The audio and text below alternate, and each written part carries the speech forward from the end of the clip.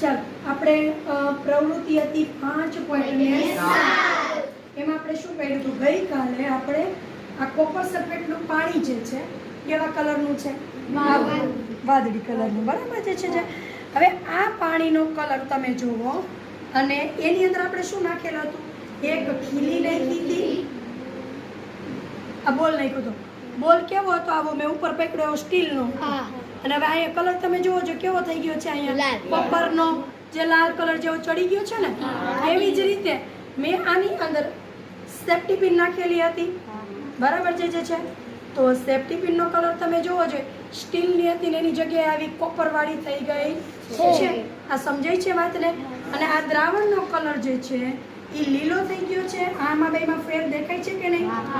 દેખાય છે ને ઓકે તો હવે આમાં શું બન્યું છે આપણે એની વાત કરીએ કોપર સલ્ફેટ હતું આ લોખંડ હતું બરાબર છે તો કોપર સલ્ફેટમાં આપણે લોખંડ નાખ્યું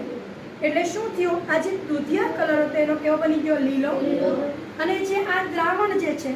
એ ક્યુ બની ગયું આયરન સલ્ફેટ ક્યુ બની ગયું આયરન સલ્ફેટ લોખંડને આયરન કહેવાય છે બરાબર અને જે આનો કોપર હતો એ કેના ઉપર ચડી ગયું છે આપણા આ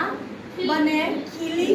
અને આપણા સેફ્ટી પિન ઉપર ટૂંકમાં લોખંડની વસ્તુ ઉપર એનો દોડ ચડ્યો છે મારી વાત સમજાઈ જાય છે તો